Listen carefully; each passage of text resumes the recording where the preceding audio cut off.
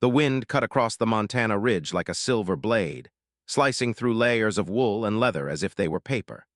Snow hissed and danced, driven by invisible fists that seemed determined to push every living thing into the earth. From the ridge, the world looked white and endless, cattle pens buried under drifts, distant cabins barely visible beneath their icy graves, and the skeletal limbs of pine trees trembling under the weight of frost. Only one structure seemed alive, defiant, almost glowing against the bleakness. A small, weathered log cabin perched stubbornly on the mountainside. Inside, a thin veil of smoke spiraled upward from two chimneys, side by side awkwardly, almost comically mismatched, and drifted lazily into the gray sky. Most people who saw it would have laughed, called it ridiculous, maybe even insane. But those who dared step inside quickly understood that the cabin had nothing to do with aesthetics. It had everything to do with survival. Harold Hal McBride stood at the doorway, one boot half buried in snow, leaning against the rough cedar frame. He was tall, broad-shouldered, and weathered like the cabin itself, a face lined with decades of windburn, frostbite, and hard work. His beard was streaked with white, his eyes a pale blue that could pierce through a storm, and his hands were the color and texture of bark. In one he held a carved walking stick, in the other a chipped enamel mug steaming with coffee. "You coming, or you freezing out there?" he called, voice low and steady, carrying over the howling wind. A figure trudged toward him, shoulders hunched, scarf tangled around his neck, boots crunching and slipping on crusted snow. It was Eddie Larkin, Hal's neighbor, young and lanky, with a beard that hadn't yet turned gray and hands that trembled even through thick gloves. "Hal, how does it stay warm in there?" Eddie's voice cracked under the wind's assault, but there was more than curiosity in it. There was awe and fear and the kind of disbelief that only comes when nature is fighting and losing. Hal shrugged, the corner of his mouth twitching into a faint smile. "It's simple if you think like the mountain," he said, tapping the double chimneys with a gloved hand. "You trap the heat, let it work for you. Most folks throw logs on a fire and hope the snow doesn't laugh at 'em." Eddie shook his head, teeth chattering. "Hope doesn't heat a cabin 34 degrees above freezing in January, Hal. That's insane." "Maybe," Hal said, leaning back and letting his eyes scan the wind-whipped landscape. "But insane works better than dead." The first time Eddie had seen Hal's cabin, months ago, he'd laughed openly. Two chimneys jutting from a small roof like crooked fingers, uneven walls patched with spare boards, windows mismatched in shape and size. It looked less like a winter shelter and more like a child's art project gone rogue. Yet now, as snow battered the ridge, Eddie's skepticism was melting faster than the frost on the cabin's triple-pane windows. Inside, the cabin was deceptively warm. The floorboards had been layered with insulation scavenged from decades of mountain living. Hay, old wool blankets, even a few layers of salvaged tin from abandoned outposts. The twin chimneys worked in tandem, drawing smoke upward while circulating heated air through a hidden series of ducts embedded in the walls. The effect was staggering. Warmth that wrapped the body like a blanket, even in a blizzard, without a single cold draft.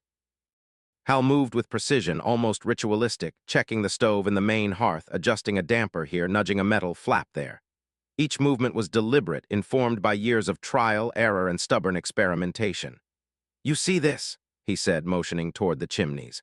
"One draws, one pushes, one keeps the stove happy, one spreads the heat. Everyone says it's overcomplicated. I say they're lazy. You don't survive the Montana winter being lazy." Eddie stepped fully inside, shaking snow from his coat. He raised a hand, letting it hover above the air like a scientist testing a current. It's warmer than my living room in December," he admitted, voice hushed. I don't understand how." Hal grinned, rubbing his hands together over the stove. "Understanding isn't needed, respect is. You respect the mountain, respect the wind, respect the snow, and it won't kill you. You disrespect it, well." He let his voice trail, letting Eddie imagine what he would see in the valleys below. Barns collapsed under weight, cabins frozen silent, families shivering under thin blankets.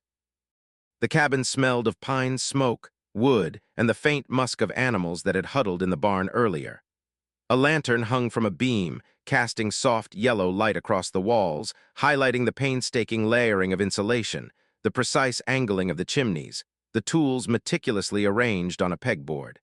Hal moved to a corner, picking up a stack of split firewood aligning pieces by size.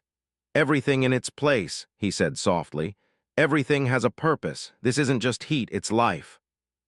Eddie took a careful step forward, his eyes wide, taking in the ingenuity. Hay lining the walls like armor, a series of small ducts running along the ceiling, double flaps on the door to trap air, and the two chimneys rising like proud, crooked towers against the storm. "Life," he repeated almost reverently. "It's like a furnace." Hal's smile was faint, almost grim. "Furnace is nice," he said, voice low, "but furnaces fail. Heat escapes in ways you don't see. This is controlled. You fight the cold without letting it know it's fighting you. You bend it to your will without ever thinking you can." Outside, the storm screamed, flinging snow in long arcs, drifts piling against the cabin's walls. Hal's eyes flicked to the ridge, to the trees shivering under white weight, to the other cabins scattered across the mountain slopes, silent, frozen, defeated. "See that?" he asked, nodding toward the horizon. "Those are people who didn't think like the mountain. They'll learn the hard way." Eddie's gaze followed, fear mingling with awe. "And you've been doing this for years?" he asked, voice low. Hal's hand went to his chin, stroking his beard. "Decades. Every winter teaches you something. Every storm breaks a little more of you if you're not paying attention. I've built this cabin to last winters like this. 34 degrees warmer than the rest. Not magic, just stubbornness, observation, and a refusal to die from ignorance." The wind slammed against the cabin again, rattling the double chimneys and making the lantern flicker. Hal moved to the window, pressing a hand to the glass. Outside, the snow swallowed the landscape in white oblivion, hiding paths, fences, even the cattle. Yet inside, warmth clung like a living thing, curling around bones and muscles, refusing to be banished. A pause, silence except for the occasional crackle of fire and the distant howl of the wind. Eddie let out a low whistle. I can feel it. It's insane, Hal, but it works." Hal chuckled softly, a sound rough and honest. "Insane until it doesn't," he said, settling onto a stool near the hearth. "You survive winters like this, you get to call yourself a student. You respect, you plan, you endure. The rest, they're lucky if they make it through February." The cabin seemed to breathe, almost alive with the warmth and determination of its maker. Each log, each duct, each flap of canvas or tin carried the weight of experience. Outside, the mountain continued to roar, indifferent to human frailty. Inside, the double-chimneyed cabin stood as a testament.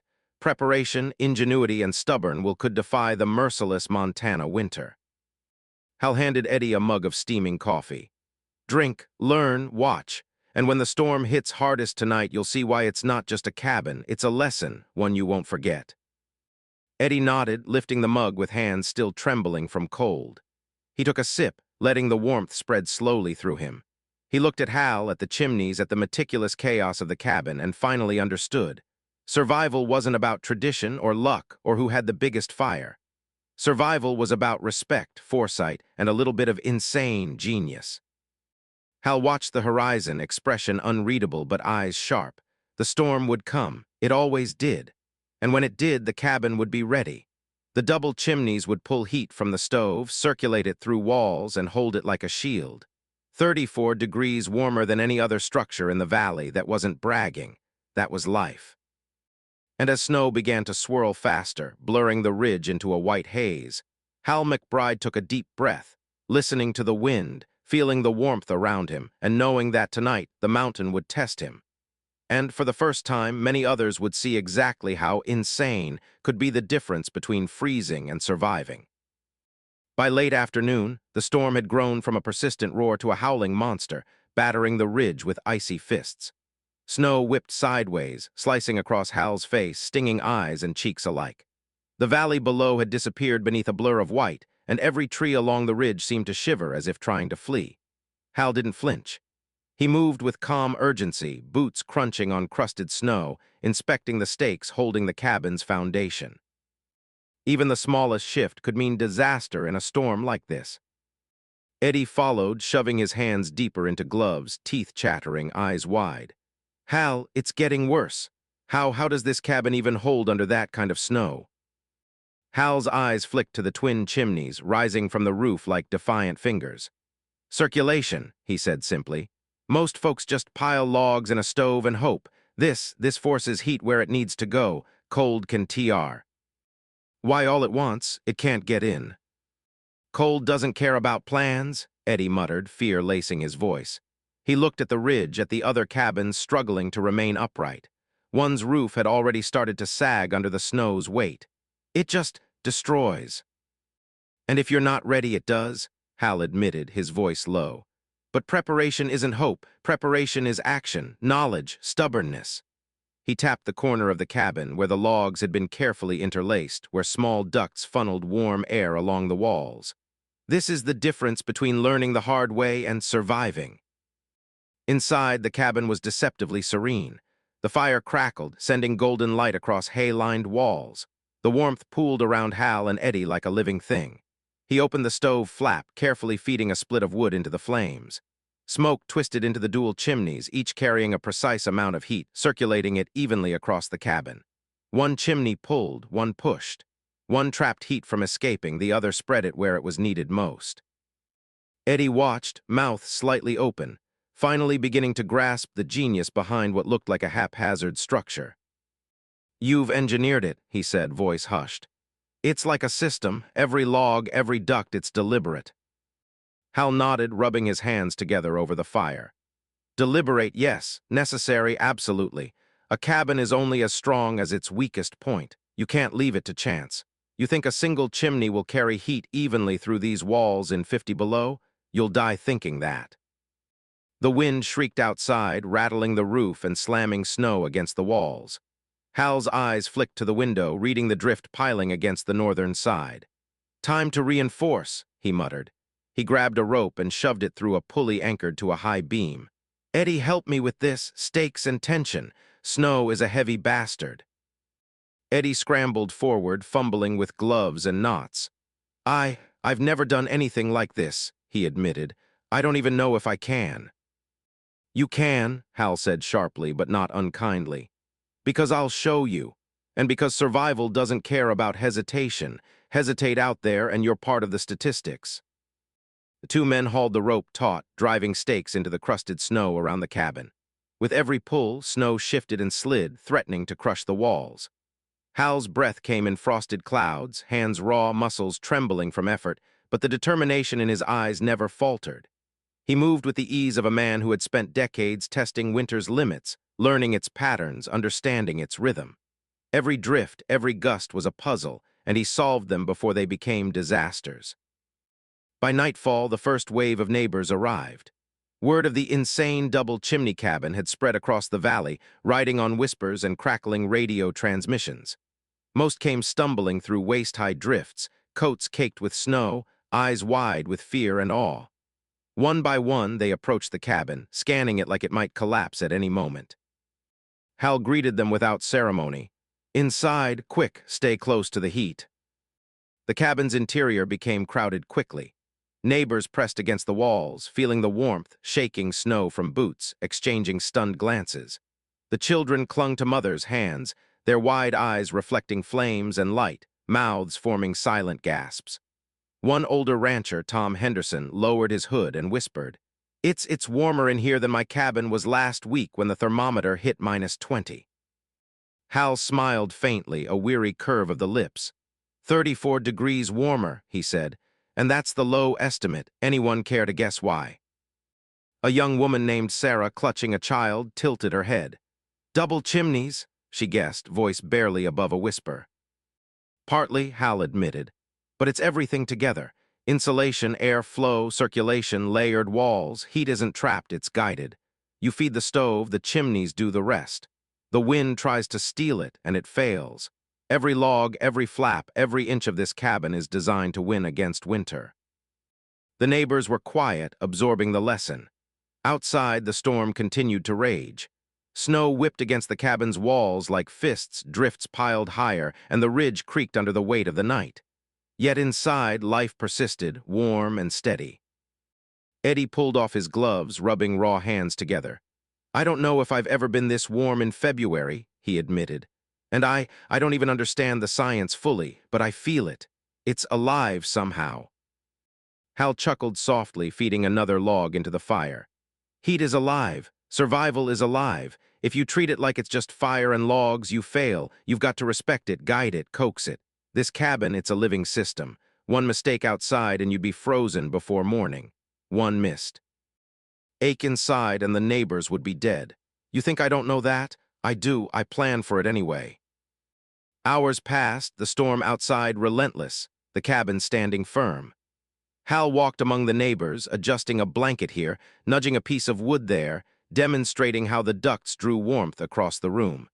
He moved like a conductor, orchestrating human effort and natural forces together, turning chaos into order. A sudden gust rattled the roof violently.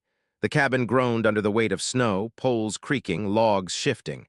A few neighbors froze, eyes wide. Hal moved immediately, shoving a support pole under a sagging beam. "Don't wait to panic," he shouted. "Act first, assess later." Eddie followed, muscles straining, heart hammering.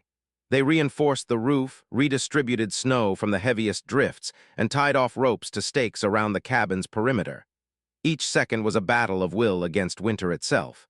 Each moment demanded attention, precision, and courage.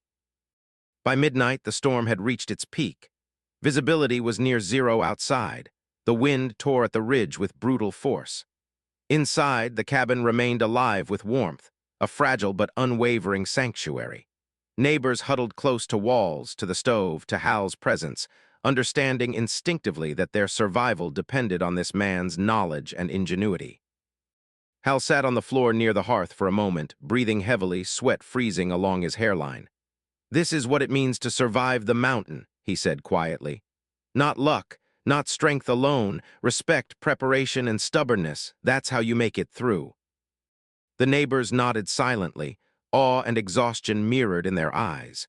They could feel the weight of his words, heavier than any snowfall, colder than any gust, and warmer than the fire itself. Outside, the storm continued to rage, testing every inch of timber and ductwork. But inside, the cabin thrummed with life and determination. The double chimneys had proven their worth, circulating heat with precision, keeping the temperature 34 degrees higher than any standard cabin nearby. It wasn't magic. It was engineering, intuition, and decades of stubborn study of winter's cruelty. As the night deepened, Hal checked the chimneys one final time, fingers brushing soot from the flues. He looked at the neighbors, their faces illuminated by firelight, pale but alive, and felt a surge of quiet pride. They had survived the first wave of the storm. They had learned something few others would, that preparation, foresight, and ingenuity could defy even the harshest conditions the mountains could throw at them. "Tomorrow," Hal murmured to himself, voice low and steady, "we push further. We teach them to respect it, to fight smart. Because the mountain doesn't forgive mistakes, it will test again." Eddie watched him, eyes wide, a mixture of exhaustion, fear, and wonder. I think I get it now," he whispered. "It's not just a cabin, it's life." Hal nodded, looking out the window at the furious storm. "Life, and the difference between living and just existing. Remember this, Eddie. Winter will try to bury you. The question is, will you be ready?" The wind screamed in answer. The morning arrived gray and unforgiving. The storm had not relented, only shifted its fury into sharper gusts that shredded the ridge and rattled the cabin like a living beast. Hal emerged from the doorway, boots crunching through drifted snow, eyes scanning the horizon where trees bent under the weight of ice and snow, some already snapped in half. He could see other cabins in the distance, roofs sagging, chimneys broken, smoke absent. Life in those structures had been claimed by negligence and a lack of foresight. Inside, the cabin was alive with warmth, but Hal knew it wouldn't remain guaranteed if they faltered.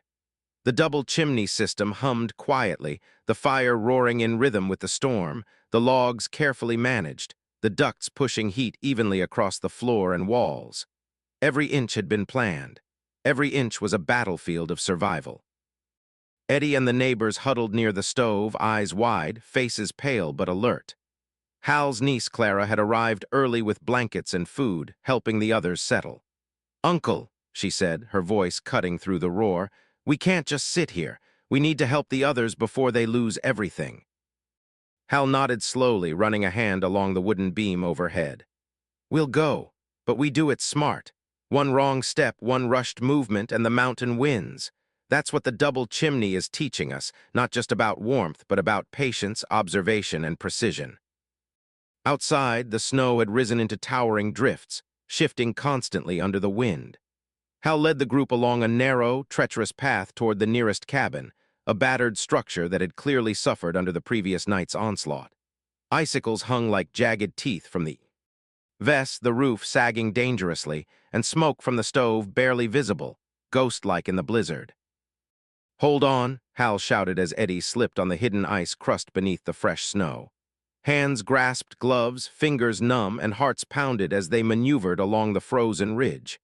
Every step was a calculation, every gust of wind a threat. Survival didn't wait for hesitation. When they arrived, Hal surveyed the damage. The cabin had partially collapsed, its single chimney shattered. Inside, the family clutched what warmth they could, huddled together as blankets offered minimal defense against the relentless cold. The children's cheeks were raw and red, lips blue despite frantic attempts to warm them near the dying embers of the stove. "Step back," Hal barked, assessing the roof. "We need to redistribute the snow before it comes down completely. Help me with ropes, quick." The neighbors scrambled, snow clinging to coats, hats, and boots, shovels in hand, muscles trembling with exertion. Hal tied one end of a rope to a tree, another to the cabin's frame, pulling taut to support the sagging roof while Eddie and others shoveled the heaviest drifts away. The wind screamed, pushing snow into their faces, stealing heat and energy alike. One false move could crush them under tons of frozen weight. As Hal worked, he instructed, his voice sharp but calm. "Circulation isn't just for inside. The air outside behaves the same way. Control the snow, respect the wind. You can't fight it, you redirect it. You cheat it, understand it." Hours passed in a relentless rhythm of shoveling, pulling, bracing, and shouting over the roar of the storm. At one point, Hal felt a slab of ice give beneath his boots, sending him sliding dangerously close to a drifted edge. Eddie lunged, grabbing his coat just in time. "Watch yourself," he yelled, breath-ragged. "I'm fine," Hal said, voice steady, though sweat froze along his brow. "Focus on the drift. One slip and that roof goes down. We don't get sloppy." By midday, the cabin's roof was stabilized, the snow redistributed, but the family remained cold, shivering despite blankets. Hal's eyes flicked to the stove, assessing the angle of heat circulation. He made a decision. "Move the fire," he ordered. "Stack the embers near the wall opposite the door. Open the flue slightly to draw warm air into the center. Every degree counts." The neighbors followed awestruck as the small adjustments transformed the interior. Warmth spread, the children's shivering slowed, and the parents exchanged bewildered glances. How are you doing this?" one whispered. Hal smiled faintly, a curve born of exhaustion and determination. "Knowledge, patience, and knowing that the mountain doesn't negotiate, it teaches. Every mistake is a lesson. We just have to be clever enough to survive it." By late afternoon, another crisis emerged. A sudden gust slammed against the ridge, higher than before, twisting the remaining weak trees and threatening to collapse a barn nearby. Hal assessed the scene, heart tightening. "We can't wait," he muttered. "The wind is testing us. We respond." He gathered the neighbors again, directing them to reinforce the barn with ropes, guide snow away, and stabilize the structure. Every action was a battle against nature, a careful dance where one wrong move could cost life or limb. Eddie's hands were raw, frost biting through his gloves, yet he didn't complain. Every glance at Hal reminded him why he was alive, why the cabin, the double chimneys, and the man behind it had been a difference of life and death. Nightfall brought a brief respite, though the storm still screamed. The neighbors returned to Hal's cabin, exhausted, faces pale, muscles aching. The fire crackled, warmth pooling like liquid gold. Hal checked the chimneys, making tiny adjustments to flues and ducts. "It's holding," he said softly. "But we've been lucky. The mountain is testing its limits. Tomorrow will be the real test." Sleep was uneasy. Hal lay awake on the floor near the hearth, eyes half closed, listening to the wind claw at the ridge. Every groan of the roof, every whisper of snow against the walls was a reminder of the fragility of survival. Yet inside, warmth remained constant. The double chimney had maintained 34 degrees of protection, more than enough to keep everyone alive, but Hal knew it wasn't infallible. In the small hours, a scream split the storm. Hal shot upright, leaping outside to see a neighbor flailing, trapped in a drift that had shifted unexpectedly. Without hesitation, he lunged, digging and shoving, using every ounce of strength to free the man before he was buried. Heart pounding, muscles screaming, he pulled the man free just as another wall of snow threatened to cascade. "Thanks, thanks," the neighbor gasped, shivering uncontrollably. I thought I was done." Hal nodded, voice steady. "You're alive, that's what matters. Pay attention, learn the Mountie. N isn't done. It won't be done until it breaks everything it can." By dawn, the storm began to wane, but the ridge remained treacherous, the snow crusted in hidden pockets of danger everywhere. Hal surveyed the valley. Cabins nearby were damaged, barns collapsed, chimneys gone. Yet his own cabin stood, proud, unyielding, a testament to preparation and ingenuity. Neighbors gathered inside again, warmth washing over them in a relief so profound it nearly brought tears. Children clutched blankets, mothers pressed them close, fathers stared at the fire as if seeing life itself radiate from it. Hal walked among them, adjusting firewood, moving blankets, giving instructions. "We survived. That doesn't mean we're safe forever. Learn what you can from this because the mountain never forgets mistakes." Eddie leaned against the wall, exhaustion etched into every line of his face. I've never seen anyone do anything like this," he admitted. You've taught me more than I could imagine about winter survival life." Hal's lips curved into a faint, tired smile. "It's not about teaching, it's about showing. You can't understand danger until it's in front of you, and you can't survive without respect for it. That's what the double chimney does. It shows you the difference between living and freezing. 34 degrees, yes, but more importantly, control, patience, foresight." By late morning, the storm had fully relented, leaving a crystalline silence across the ridge. The neighbors ventured outside, inspecting their own cabins, assessing the damage. Some had lost livestock, some had lost fences, and some had learned the harshest lesson of all: winter doesn't forgive ignorance. Hal stepped outside, surveying the valley, the sun low and pale over the snow-covered plains. The wind whispered, soft now, almost apologetic, but he knew it would return. It always did. He pressed a hand to the log wall of his cabin, feeling warmth radiate through the wood and reinforced insulation. The double chimneys had held. They had maintained life and warmth where conventional methods had failed. Clara approached, bundled in blankets, eyes reflecting both awe and concern. "Uncle, how did you know it would work?" Hal shook his head slowly, gaze fixed on the horizon. "I didn't, not fully. But I knew how to cheat winter, to respect it, to anticipate its moves. The rest comes from stubbornness, from refusing to give up, from thinking ahead when everyone else waits and hopes." Eddie joined them, shoulders slumping in relief. I think I understand now. It's more than heat, it's life, and you've shown us the difference." Hal nodded. "Yes, and this is just the beginning. The mountain will test us again. We have to be ready. Knowledge, preparation, courage, these are the only weapons that matter." The valley was silent, serene, and deadly all at once.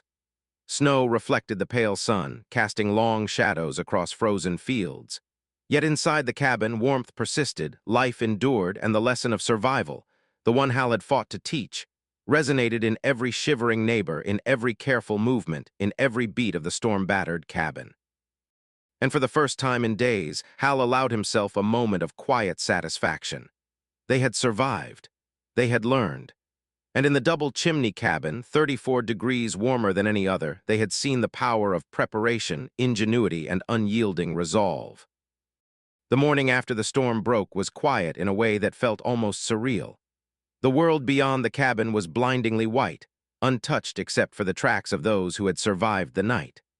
Ice sparkled on every branch, snowdrifts caught the early light and glimmered like a frozen sea, and the mountains stood as silent sentinels, indifferent to human struggle. Hal stepped outside, boots crunching on the frozen crust, chest still tight with the adrenaline of the last 3 days. He ran a gloved hand along the logs of his cabin, feeling warmth still seep from the double chimney system. Every inch of that structure had been tested, every calculation, every adjustment, every stubborn decision proved right. Where other homes had failed, fallen silent, and frozen, this cabin had endured. Neighbors were already stirring, assessing the aftermath. Their faces bore exhaustion, frostbite, and disbelief, but there was also a kind of awe that could not be hidden. Families came together, hugging children close, inspecting barns, roofs, and fences. Some cabins were little more than splintered skeletons, but the people remained alive, and that mattered more than anything. Hal turned to Clara, who had been helping distribute blankets and food. Her face was flushed with cold, hair dusted with snow, but her eyes were bright with relief. "Uncle, everyone survived," she said softly. "Even those who had nothing left, you saved them." Hal shook his head, brushing frost from his coat. "No, Clara, we all did this together, ISH. Away, yes, but everyone who acted, who listened, who followed instructions, they survived. That's what matters. Survival is never the work of one person alone." Eddie joined them, rubbing his hands together over a steaming mug of coffee. "I've never seen anything like it," he admitted, voice low. 34 degrees warmer than any other cabin? I mean, it's insane. But it worked. You taught us more than heat. You taught us how to think, how to respect the mountain." Hal allowed a small, weary smile. "The mountain doesn't forgive ignorance. It doesn't care about luck or hope. But it can be outsmarted if you pay attention, if you respect it, if you plan ahead." Throughout the day, the neighbors spread out to check on their homes, salvage what they could, and repair what had survived. Hal moved among them, giving advice, lending hands, adjusting stoves, and demonstrating how the double chimney system had evenly distributed warmth even as the storm reached its peak. People watched him, not with hero worship, but with the kind of respect born from shared struggle, the understanding that this man's foresight had saved lives. By afternoon, the valley had begun to stir with life again. Horses were led to clearer pastures, livestock checked, and children played carefully in the shallow drifts. The air, though still biting, carried a sense of relief. Hal stood outside his cabin, observing, chest still tight from exhaustion but tempered with pride. Maggie, his eldest daughter, approached him quietly. Her cheeks were rosy, eyes wide with a mixture of awe and concern. "Dad," she said softly, "we made it. We really did. And everyone else, they're safe because of you." Hal placed a hand on her shoulder, feeling the tension in her muscles, the weight of the storm still lingering in her posture. "It's not me, Maggie. It's preparation. It's stubbornness. And it's the way we act when everything else seems hopeless. People need to see that sometimes the conventional way isn't enough. Sometimes you have to think differently to survive." Throughout the afternoon, people gathered around the cabin, helping to repair what they could and sharing what they had learned. The storm had been devastating, but in its wake it left an invaluable lesson. Survival required observation, preparation, and courage. Hal's double chimney cabin was more than shelter. It was a classroom, a fortress, and a symbol of ingenuity in the face of relentless natural force. By evening, the sun had sunk low behind the mountains, casting long shadows across the valley. Hal lit the stove inside, the flames dancing and casting a golden glow across the logs.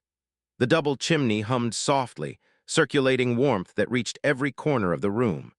Clara set out food, Eddie tended to the fire, and Maggie helped distribute blankets to neighbors still recovering from the night. Hal sat back, allowing himself a rare moment of reflection. The storm had tested them, pushed them to the brink, and forced every person in the valley to confront the fragility of life in winter's grip. Yet here they were, warm, alive, and more connected than ever. He felt the weight of exhaustion in his bones, but also the quiet satisfaction that comes from knowing you've made a difference. Later, as the wind softened and the valley fell into a cautious calm, Hal stepped outside once more. The snow glistened under the pale moonlight, a silent testament to the storm's power. The mountains loomed, majestic and indifferent, yet in that quiet night he felt a sense of peace. They had survived because they respected the environment, because they listened, and because they had acted decisively when every second counted. Clara joined him, hands tucked inside her coat pockets. "Will it come again?" she asked quietly, eyes reflecting the faint moonlight. Hal nodded slowly. "Yes, winter always comes back. The mountain doesn't forget, but now we know more, we're stronger, and that's what matters. We'll be ready next time." Eddie, watching from the doorway, chimed in. "I think people are going to talk about this for years. About the cabin, about the double chimneys, about the way you handled everything." Hal smiled faintly, glancing at the cabin that had endured so much. "Let them talk. That's not why we did it. We did it to survive. We did it to make sure people lived. That's all that counts. As night deepened, neighbors returned to their homes or huddled near the fire, sharing stories and laughter, the stress of survival easing into relief. The double chimney cabin became a hub of warmth, both physical and emotional, a beacon of hope amid the desolation left by the storm. In the weeks that followed, word of Hal's cabin and the double chimney system spread. Ranchers from surrounding counties traveled to see it, asking questions, taking notes, learning from the man who had stared down the mountain's fury and emerged victorious. Hal welcomed them patiently, explaining the principles. Behind the design, the importance of airflow, insulation, and careful planning. He didn't boast, and he didn't seek recognition. What mattered was the knowledge that had saved lives, the understanding that preparation, foresight, and ingenuity could make the difference between survival and death. By the first signs of spring, the valley had begun to recover. Snow receded, revealing flattened fields, broken fences, and the first hints of green. Livestock grazed cautiously, and life returned to a rhythm long interrupted by the storm. Hal's cabin stood firm, its warmth a constant reminder of human resilience and the power of thinking differently. One evening, Hal sat on the porch, sipping coffee and watching the horizon. Clara approached with a basket of food for the neighbors. "It feels different now," she said softly, "like we've learned something we'll never forget." Hal nodded, eyes tracing the peaks of the mountains. "We have, and we'll remember it every time winter comes, every frost, every storm. This cabin, these chimneys, they're more than wood and metal. They're lessons. They're a promise that if you respect nature and prepare, you can survive anything." Eddie joined them, settling onto the porch steps. "You've changed the way we all think about winter, about preparation, about surviving." Hal smiled, quiet and content. "No, the mountain changed us. The storm taught us. The cabin just held us while we learned." As the sun set, casting the valley in soft amber light, the double chimney cabin glowed from within, warmth radiating outward, a sanctuary in a world still wild and unpredictable. Families gathered, sharing meals, stories, and laughter, the terror of the past storm giving way to a cautious optimism. The lesson had been learned, the test survived. And in that quiet golden light, Hal allowed himself to hope. He had built more than a cabin. He had built a legacy, a symbol of human ingenuity, courage, and the stubborn refusal to bow to forces beyond control. Winters would come again, storms would rage, and challenges would test every limit. But for now, in the warmth of the double chimney cabin, 34 degrees warmer than any other in the valley, life endured. And with it, the knowledge that survival was not chance, but preparation, intelligence, and heart. The wind whispered over the ridge, softer now, almost as if acknowledging the victory. The valley remained cold, indifferent, and alive. And inside the cabin, surrounded by warmth, Hal, Clara, Eddie, and the neighbors understood the truth. Survival was earned, wisdom was priceless, and the double chimney had done more than heat the cabin. It had illuminated the path forward for everyone willing to learn. In the weeks and months that followed, the story of Hal and his insane double chimney cabin spread far beyond the ridge. Ranchers, builders, and survivalists came to see, to study, to understand. People learned that winter could be outsmarted with thought, courage, and ingenuity. And though Hal never claimed heroism, he became a quiet legend, the man whose stubborn, clever design had held firm when everything else had failed. And in the valley, as spring's thaw began, the double chimney cabin continued its quiet vigil, a reminder that preparation, insight, and the willingness to do what others thought insane could make all the difference between life and death, despair and hope, freezing or thriving.